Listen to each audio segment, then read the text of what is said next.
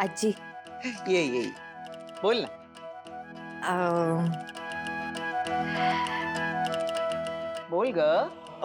हो आजी मला सांगा हे असे मोठे लोक ह्यांच्या कॉन्फरन्सेस कधी अशा अचानक ठरतात का?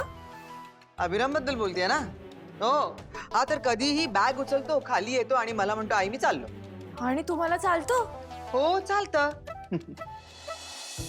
मी त्याची आई आहे ना, त्यामुळे मला त्याची थोडी काळजी वाटते. तू त्याची बायको आहेस ना, म्हणजे तुला जसं करमत नाही तसं माझं होत नाही. आजी काय मला अगदी करमत नाही असं नाही. म्हणजे करमत. नाही नाही वा, छान. नाही, तसंही नाहीये.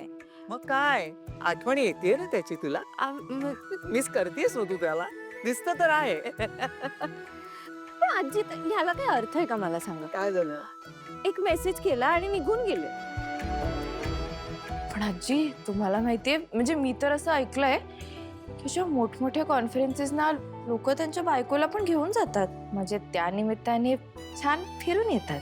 म्हणजे तुला त्याच्या सोबत जायचं होतं आहे ना? नाही नाही अगदी तसंच नाही. नाही कसं, तुला त्याची सोबत हवी होती ना. तुला त्याच्यासोबत फिरायला जावं असं वाटतं, त्याच्यासोबत तुझं सान्निध्य तुला आवडतं. हा. आजी तू असे कसे गेले ते? मी कालच आले ना. मग म्हणजे आता बोर होईल ना मला म्हणून. काही काळजी करू नको तू, काही बोर वगैरे होणार नाहीस. हे बघ लीला, ज्या प्रकारे तू ऑफिसमध्ये तो प्रश्न हाताळला आहेस त्यावरून मला तुला एक छान काम द्यावं असं वाटतं. कुठलं काम? आता ते योग्य वेळ आल्यानंतर सांगेनच ना मी. पण आता कसं तुला अभिराम शिवाय करमत नाहीये, त्याची आठवण येते ना, तुला त्याची सोबत हवी आहे, तुला त्याच्यासोबत जावंसं वाटत. आजी आजी ओके बस. अरे मग त्याला फोन कर ना आता. मी मग मी करू का? नाही नाही, मी बघ, मी करते. नाही नाही मी करते. येते. कर कर कर.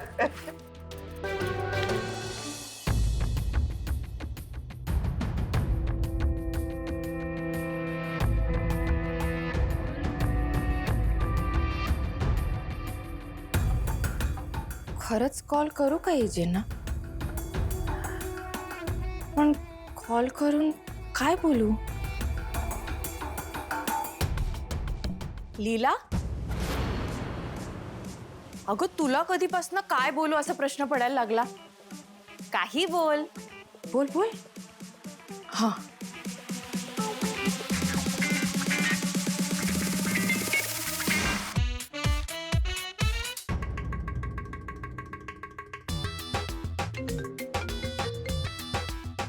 हॅलो, काय काम होतं? ते नाही, चुकून लागला. ओके.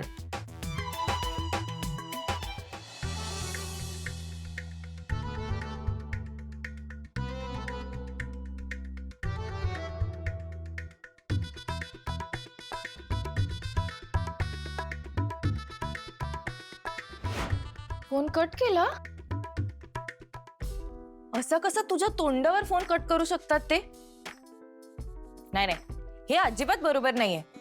लीला, लाव लगेच, आत्ताच्या आत्ता त्यांना फोन लाव.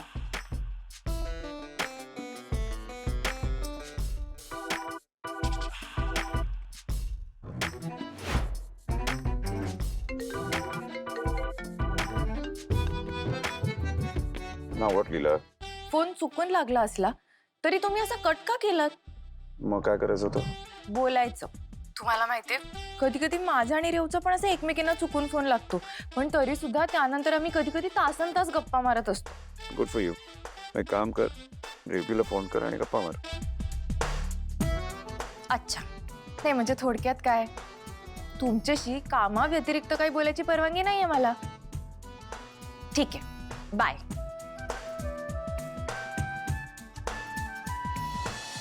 उगाच रूढ वागलो मी. एक तर अचानक निघून आलो आणि त्यात साधं गुड मॉर्निंग सुद्धा बोललो नाही. एनिवे,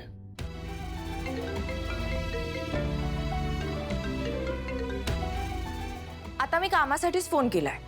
कसलं काम?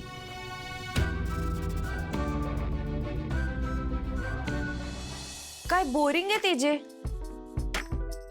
कामासाठी फोन केलाय म्हणजे खरं तर तू त्यांच्याशी बोलायचं काहीतरी निमित्त शोधतेस. एवढी साधी गोष्ट कळत नाही त्यांना. लगेच आपलं विचारलं काय काम आहे. लीला, आता काय सांगशील तू? हॅलो, कसलं काम? हा ते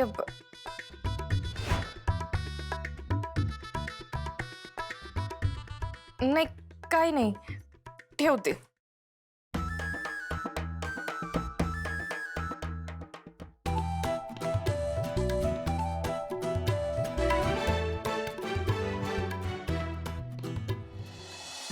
good morning AJ. Good morning Deval. कसे आहो? All good. एक्सक्यूज मी, वाईफचा फोन आलाय. अरे शो. हॅलो. हो, मीटिंग संपली की आपण जाऊ फिरायला. Okay, bye. सगळ्या माणसांचा एकच प्रॉब्लेम असतो, कुठेही गेलं तरी आपल्या बायका काय आपल्या पिच्छा सोडत नाही, आणि यांना कुठे घेऊन गेलं तरीही प्रॉब्लेम. जनरलाइज करू नका, सगळ्यांच्याच वाईफ सेम नसतात. एजे, तुमचं तुमच्या वाईफवर खूप प्रेम दिसतंय मला. She has manage to impress you.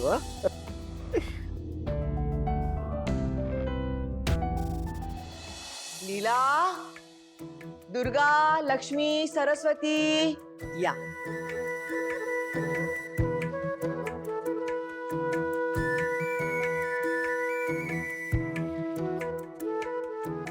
बोला. अग, बस ना, बस. सांगते, बसा.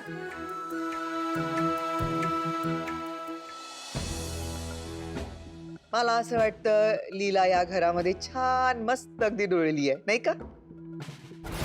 मग आता आपण लीलाला या घरची जबाबदारी सोपवायला हरकत नाहीये काय? वहिनी, ही लीला काल जशी ऑफिसमध्ये मिरवत होती तशी आपल्याच घरात राहून आता आपल्याच डोक्यावर बसून मसाला वाटणार आहे. लीलानं ऑफिसमध्ये जी हुशारी दाखवली, ज्या उत्तम प्रकारे सांभाळलं सगळं, त्यावरून माझी खात्री पटली. लीला घरही अगदी व्यवस्थित सांभाळेल. माझं लग्न झाल्यापासून हे घर मीच सांभाळतेय. हो, मग आत्ताच असं काय झालं की तुम्हाला सगळी जबाबदारी हिला द्यावीशी वाटतेय? नाही, काहीतरी चुकलं असेलच माझं. नाही दुर्गा, अगं तुझं काही चुकलं किंवा तुझ्याकडनं ही जबाबदारी काढून घ्यायची म्हणून मी हे सगळं करत नाहीये बाळा. तू खूप उत्तम प्रकारे ही जबाबदारी सांभाळतेस. बाळांनो, तुम्ही देखील संसार अगदी उत्तम पद्धतीनं करताय. हे घर अत्यंत उत्कृष्ट पद्धतीनं सांभाळताय तिघी. तू पहिल्यांदा नवी नवरी बनून या घरी आली होतीस, त्यावेळेला ही जबाबदारी मी सांभाळत होते. मला तुझ्यात ती क्षमता दिसली, म्हणूनच तर या घराची जबाबदारी मी तुझ्यावर सोपवली. नवी नवरी ज्या वेळेला घरी येते त्यावेळेला तिच्या डोळ्यामध्ये अनेक स्वप्न असतात. मी या घरात असं करेन, तसं करेन, हे करेन, ते करेन, अनेक स्वप्न घेऊन ती येते. मग अशा उत्साही व्यक्तीला आपण संधी द्यायला नको का? लीला वयानं जरी लहान असली तुमच्यापेक्षा, तरी नात्यानं ती तुमची सासू आहे ना.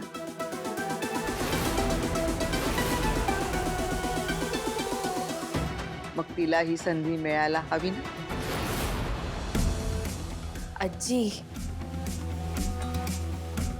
अहो मला ऑफिसमध्ये काम करायला मिळतंय की.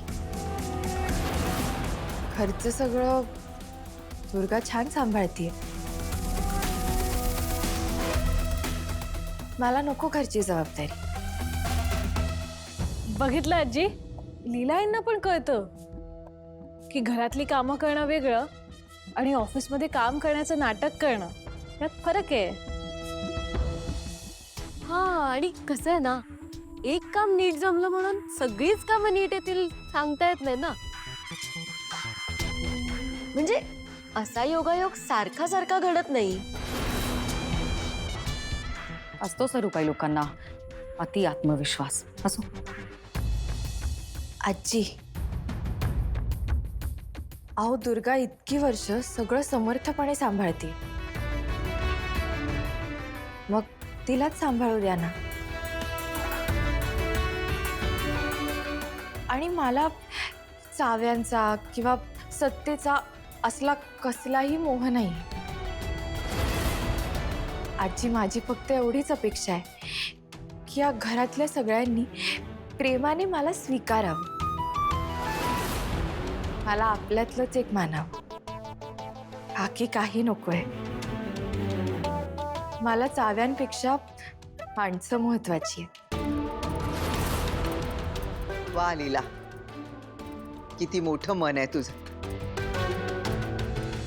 नाहीतर आजकालच्या मुलींना मुली सासरी येताच त्यांना सत्ता हवी असते, पण तू वेगळी आहेस. आजी, मग आता एवढी एक गोष्ट ऐका माझी. किती खोटी आहेस ग तू. एकीकडे आम्हा तिघींवर एवढी दादागिरी करत असतेस आणि दुसरीकडे तुला सत्तेचा मोह नाहीये असंही म्हणतेस. तुझ्या वागण्या बोलण्यात काही ताळमेळ नाहीये बरं का. खरं सांग की तू घाबरलीस. तुझ्या मावशी आईला आणि बाबांना लहानपणापासून घर सांभाळताना बघितलं असशीलच तू. खूप अवघड असतं एक घर सांभाळणं. खूप कष्ट लागतात एक घर सांभाळायला. आणि हा तर जहागीरदारांचा डोलारा आहे. हा डोलारा सांभाळणं खायचं काम नाहीये, एव्हाना कळलं आहे तुला.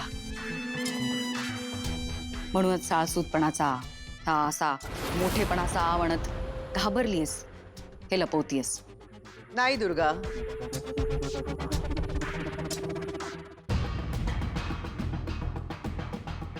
चाव्या तर मी लीलाला देणारच आहे. तुम्हा तिघींचाही लीलावर विश्वास नसला तरी माझा तिच्यावर पूर्ण विश्वास.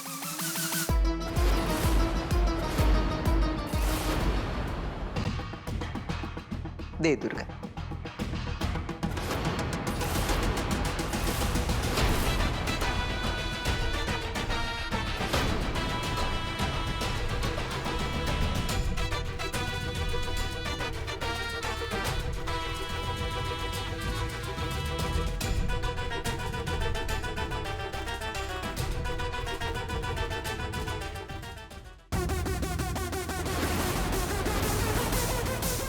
चुकतं हे आजी.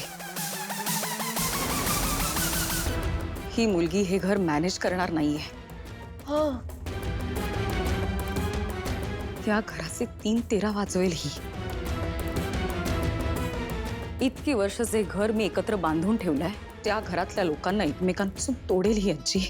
लीला या घरची जबाबदारी व्यवस्थितपणे पार पाडेल की तू म्हणतेस तसं ती हरेल हे काळच ठरवेल ना.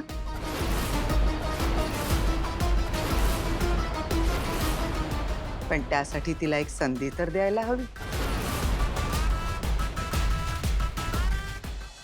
दुर्गा,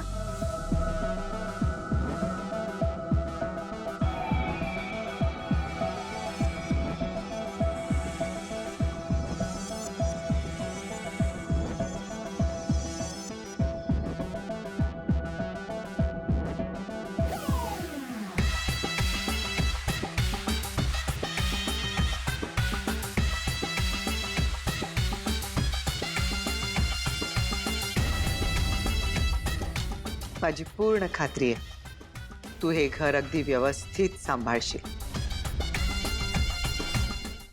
आणि तसं नाही झालं तर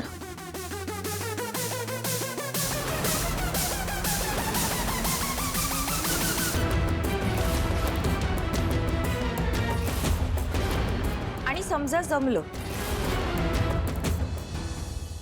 तर ह्या चाव्या तू पुन्हा एकदा स्वतः माझ्या हातात ठेवायच्या.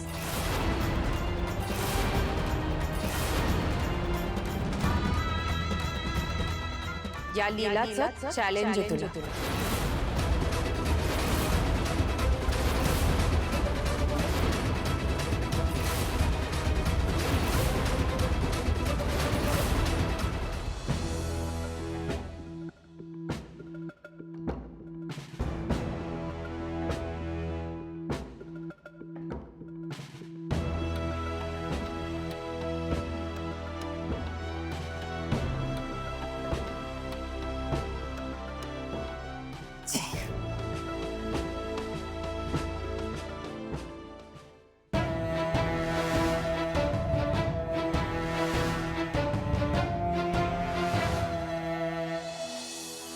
वहिनी आता काय करायचं आपण? एकतर ती लीला या घरात आली, आता घराच्या चाव्या पण तिलाच मिळाल्या. हिने आपलं कसं होणार? पहिले माफी मागूया चल. वहिनी मला आता कुणाशी काही बोलायचं नाही, प्लीज वहिनी तुम्ही एकदा ऐकून तरी घ्या आमचं. प्लीज माझ्या तुम्ही जा ना प्लीज. वहिनी आपण तिघी एक टीम होत ना, असं नका ना करू. वहिनी प्लीज. अगं काय करतेस तू लक्ष्मी? वहिनी प्लीज आम्हाला माफ करा. काय झालं तुमचं? वहिनी प्लीज ऐकून घ्या ना. काय ऐकून घ्यायचं आता? काय ऐकून घ्यायचं राहिलंय का? मला आजपर्यंत असं वाटत होती की आपण तिघी जहागीरदारांच्या भल्याचाच विचार करतोय, पण काल कळलं तसं काही नाहीये. नाही वहिनी असं नाहीये, आम्ही तुमच्याच बाजूने आहोत. फक्त आमच्यावरती प्लीज एकदा विश्वास ठेवा, एकदा. प्लीज प्लीज आम्हाला माफ करा ना. उठा प्लीज. नाही वहिनी, तुम्ही आधी आम्हाला माफ करा, त्याशिवाय मी तुमचे पाय नाही सोडणार. वहिनी तुम्ही म्हणा की तुम्ही आम्हाला माफ केलं. काय मूर्खपणा आहे हा? वहिनी प्लीज माफ करा ना. ठीक आहे, केलं माफ. उठा आता. थँक्यू वहिनी. तुम्ही माझ्या पायात पडावं अशी माझी कधीच इच्छा नव्हती. तुम्ही माझ्याशी कशाही वागला असला तरीही, पण मी काय झालं ते विसरणार नाहीये, कधीच विसरणार नाहीये. काल मला कळलं या घरात नक्की माझ्या बाजूने कोण आहे आणि कोण नाही येते. जाऊ दे. वहिनी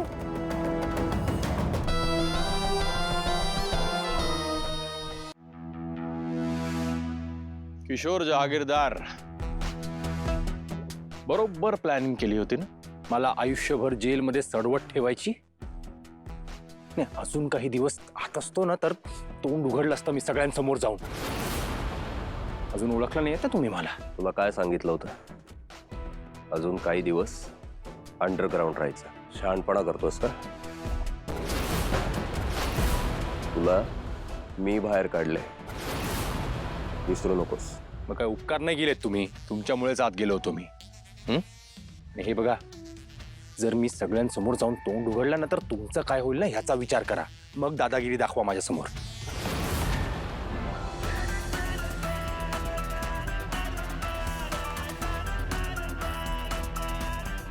तुला तोंड उघडायचं ना, जा उघड. सगळ्यांना सगळं जाऊन सांग, पण त्यानंतर तुझी काय अवस्था होईल याचा नीट विचार कर. हे बरोबर आहे. आपलं काम असेल तेव्हा माणसांना जवळ ठेवायचं, नंतर त्यांना काम झालं की अलगद बाजूला करून टाकायचं. डिट्टो एजे आहात तुम्ही, एजे. सोडा सोडा. एजे, मी एजे सर. काय बोललास? मी एजे सर काय? मी? अरे असूच शकत नाही. त्या एजेनी माझ्या आई बाबांचा जीव घेऊन आमचा बिझनेस हडप केलाय. मी एजे सर काय?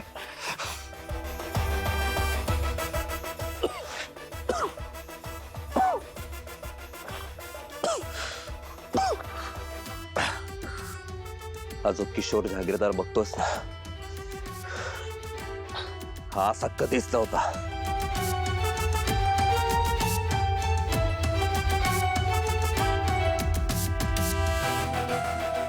ही अवस्था ते एजेने केली आहे माझी. आणि तू म्हणतोस ना मी उलट्या काळजाचा आहे. हो, मी आहे उलट्या काळजाचा. हे सगळं मी एजेला संपवायला करतोय.